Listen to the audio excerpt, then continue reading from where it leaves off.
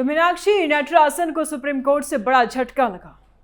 यह घटनाक्रम कांग्रेस के लिए एक बड़ा झटका है, क्योंकि पार्टी पहले ही राज्यों में सिकुड़ती जा रही है और अब राज्यसभा में भी अपनी उपस्थिति मजबूत करने का मौका गंवा बैठी है। मीनाक्षी नटराजन राहुल गांधी की करीबी मानी जाती है, इसलिए परेशानी ज्यादा है कांग्रेस के लिए, और तेलंगाना कांग्रेस की प्रभारी भी है। उनका नामांकन रद्द होना और कोर्ट का फैसला न आने से राजनीतिक गलियारों में चर्चाएं तेज हो गई हैं। अब ऐसे में कई सवाल सुलग रहे हैं। सुप्रीम कोर्ट का फैसला क्या आया? अब मीनाक्षी नटराजन आगे क्या करेंगी?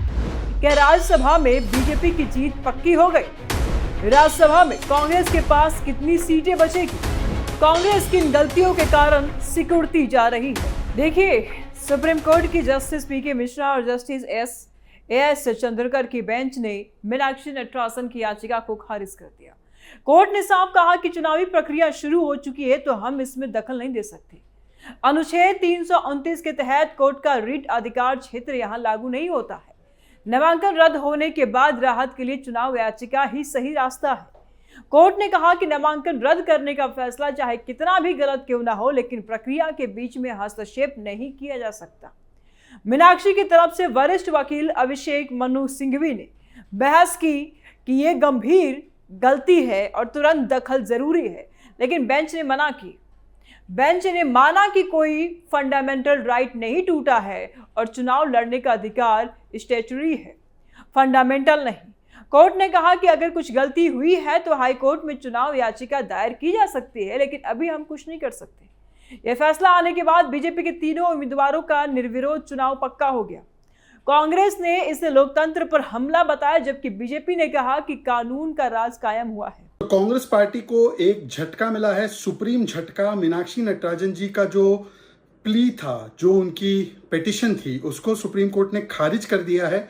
मतलब जो कांग्रेस पार्टी सीट चोरी का आरोप लगा रही थी, उसको खारिज कर दिया है सुप्रीम कोर्ट ने। अब ये ना बोले कि वर्डिक्ट चोरी हो गया, क्योंकि कांग्रेस पार्टी समझ ही नहीं पाती। ताउम्र कांग्रेस यही गलती करती रही, धूल चेहरे पर थी, कांग्रेस आईना साफ करती रही। भाई मीनाक्षी नटराजन जी खुद नामांकन में गलती करती है, उसके बाद वो क्रिमिनल केस डिस्क्लोज नहीं करती, फ्रॉड करती हैं। फिर तेलंगाना कांग्रेस और मध्य प्रदेश कांग्रेस, जो गुस्सा है राहुल कांग्रेस से, उन्होंने जाकर इस पूरे मामले को डिस्क्लोज किया। अंदर से खेल हो गया मीनाक्षी नटराजन को हराने के लिए, और उसका दोष आरओ पर, इलेक्शन कमीशन पर डालते हैं। जब चुनाव जीतते तब इलेक्शन कमीशन ठीक, वरना इलेक्शन कमीशन को बदनाम करते हैं। संवैधानिक संस्थाओं पर जो कुठाराघात करने की कोशिश कांग्रेस कर रही थी, उसको एक जोरदार थप्पड़ मिला है। एक बार फिर से उनका जो प्रोपेगेंडा है इंस्टीट्यूशंस के खिलाफ, उसको हार मिली है। अब कांग्रेस पार्टी क्या कंडीशनल कमिटमेंट टू कॉन्स्टिट्यूशन रखेगी? सुप्रीम कोर्ट का फैसला नहीं मानेगी, अपने आप को सुप्रीम कोर्ट के ऊपर बताएगी? यह दिखाता है कि कांग्रेस पार्टी अपनी हार स्वीकार नहीं सकती, संवैधानिक संस्थाओं पर सुपारी लेकर बोलती है। कितना इन्होंने माहौल बनाया इलेक्शन कमीशन के खिलाफ, अब सब कुछ जो है प्रोपेगेंडा निकला। सुप्रीम कोर्ट ने खारिज कर दी उनकी इस याचिका को, और आत्मचिंतन करना चाहिए कांग्रेस को कि उन्हीं के लोग, तेलंगाना कांग्रेस या मध्य प्रदेश कांग्रेस, ये क्यों इतने नाराज है कि मीनाक्षी नटराजन को हरा दिया। नाच न जाने आंगन टेढ़ा। Supreme Tamacha for Congress Party. This is a huge blow for them. The Madhya Pradesh candidate Meenakshi Natarajan, her petition has been rejected and dismissed by the Supreme Court of India. Satyamev Jayate is what one would say, because they were constantly, Congress was constantly creating a mahal against constitutional institutions, saying election commission is wrong, election commission is doing seat chori. Now will they say verdict chori? The Supreme Court has categorically denied whatever allegations were being made by the Congress party and its ecosystem, and Congress should do self-introspection. Why Meenakshi Natarajan did not fill the criminal complaint or case details? Why is it that Telangana Congress, Madhya Pradesh Congress united together to defeat Rahul Congress's candidate? Why is the Congress party in tukde mode? Instead of doing introspection, you are doing blame game. Now they should not say that Supreme Court bhi bika hua hai. They can say that they are capable of any kind of sullying and supari politics against constitutional institution, but the fact of the matter is that Congress party ताउम्र यही गलती करती रही, धूल चेहरे पर थी, कांग्रेस आईना साफ करती रही। They should realize that it is actually नेतृत्व चोरी, it is actually leadership chori that has happened. Rahul Gandhi is not a leader. Nobody takes him seriously, nobody wants to follow him. And when Rahul loses, they say Constitution of India has lost, constitutional institutions are not working, democracy has lost. This kind of narrative against India should stop. Returning officer Arvind Sharma ने 9 जून को नामांकन रद्द किया था, क्योंकि form 26 में तेलंगाना के एक केस की जानकारी नहीं दी गई थी। बीजेपी ने आपत्ति जताई और आरओ ने माना, और अब सुप्रीम कोर्ट ने भी यही रुख अपनाया। यह फैसला चुनाव आयोग की भूमिका पर भी सवाल उठा रहा है, क्योंकि कांग्रेस ने आयोग से पहले शिकायत की थी लेकिन कोई राहत नहीं मिली। कुल मिलाकर के कोर्ट का यह फैसला कांग्रेस के लिए बड़ा झटका है और अब पार्टी को लंबी कानूनी लड़ाई लड़नी पड़ेगी। अब मीनाक्षी नटराजन आगे क्या करेगी? देखिए, मीनाक्षी नटराजन अभी कांग्रेस की ही एक सक्रिय और राहुल गांधी की करीबी नेता है। उनकी नामांकन रद्द होना और कोर्ट से राहत न मिलना उनके लिए व्यक्तिगत रूप से भी निराशाजनक है, लेकिन वे लड़ाकू स्वभाव के नेता हैं। अब उनके सामने कई रास्ते हैं। अब मुख्य रास्ता चुनाव याचिका दायर करने का ही है। जनप्रतिनिधित्व अधिनियम के तहत हाईकोर्ट में चुनौती दी जा सकती है। इसमें समय लगेगा, लेकिन अगर सबूत मजबूत है तो केस लड़ा जा सकता है। मीनाक्षी ने खुद कहा है कि वह वोट चोरी के बाद अब सीट चोरी है। उन्होंने कहा कि वोट चोरी के बाद अब सीट चोरी हो रही है। वे पार्टी की लाइन पर ही बोल रही हैं, कुछ अलग नहीं बोल रही हैं। जो नारे शुरू से कांग्रेस ने लगाई हैं वही नारे ये भी लगा रही हैं। आगे वे पार्टी संगठन में अपनी भूमिका जारी रखेंगी, खासकर तेलंगाना में जहां वे प्रभारी हैं। शायद पार्टी उन्हें और जिम्मेदारियां दे या फिर कोई नई रणनीति बनाए, लेकिन फिलहाल वे कानूनी सलाहकारों से बात कर रही हैं और बात कर रही होंगी भी।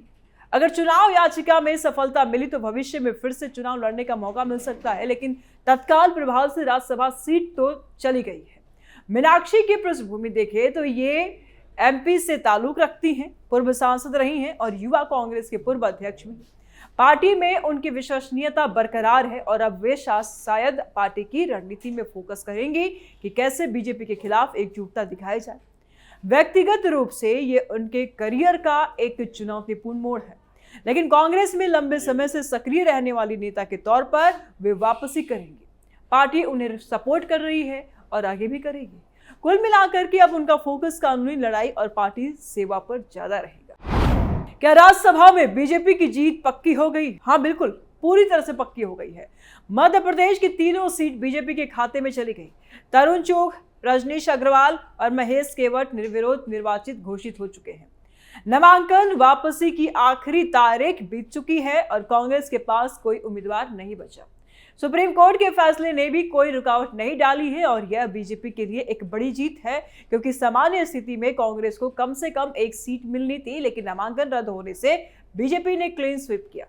पार्टी के रणनीतिकारों ने इसे अच्छे से हैंडल किया और अब राज्यसभा में बीजेपी की ताकत और बढ़ गई है। ये दिखाता है कि बीजेपी चुनावी मैदान में हर छोटी बड़ी गलती का फायदा उठाने में माहिर है। कांग्रेस के एमएलए बेंगलुरु जाने की तैयारी भी व्यर्थ चली गई है। कुल मिलाकर के बीजेपी की जीत पक्की है और अब अगले सत्र में इन तीनों सदस्यों को शपथ लेनी होगी। राज्यसभा में कांग्रेस के पास कितनी सीटें बची? देखिए, इस घटनाक्रम से कांग्रेस की एक सीट तो चली गई है। पूरे देश में राज्यसभा की कुल सीटों में कांग्रेस पहले से ही कमजोर स्थिति में है। मध्य प्रदेश की सीट न मिलने से पार्टी की संख्या और घटेगी। वर्तमान में कांग्रेस के पास राज्यसभा में लगभग 20 से 25 सदस्यों के आसपास संख्या है, लेकिन सटीक आंकड़े बदलते रहते हैं। इस हार के कांग्रेस की आवाज और कमजोर होगी, शक्ति राज्यसभा में और घटेगी। इसके लिए विपक्ष के रूप में पार्टी को मजबूत बहस के लिए पर्याप्त संख्या चाहिए होती है, लेकिन लगातार सीट गंवाने से यह मुश्किल हो रहा है। अन्य राज्यों में भी कांग्रेस की स्थिति कमजोर है। अगर पार्टी जल्दी नहीं संभली तो राज्यसभा में उसकी उपस्थिति और सिकुड़ जाएगी। यह बीजेपी को बहुमत के करीब ले जाता है और विधेयकों को पास कराने में आसानी होगी। कांग्रेस को अब अन्य राज्यों में अपनी बची हुई सीटों को बचाने और नई जीत हासिल करने पर फोकस करना होगा। कुल मिलाकर के ये नुकसान पार्टी के लिए चिंताजनक है। कांग्रेस किन गलतियों के कारण सिकुड़ती जा रही है, ये बड़ा सवाल है, हर किसी के मन में अब उठ रहा है। कांग्रेस लगातार सिकुड़ रही है और इसके कई कारण हैं।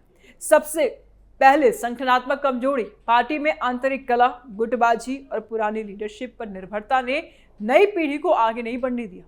कई राज्यों में स्थानीय मुद्दों पर पार्टी फेल रही तो दूसरी बड़ी गलती रणनीति की भी है।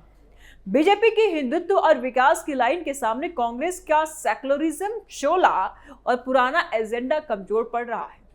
वोट बैंक पॉलिटिक्स में पार्टी फंस गई है। मध्य प्रदेश जैसे राज्यों में जहां पहले कांग्रेस मजबूत थी, वहां अब बीजेपी का कब्जा है।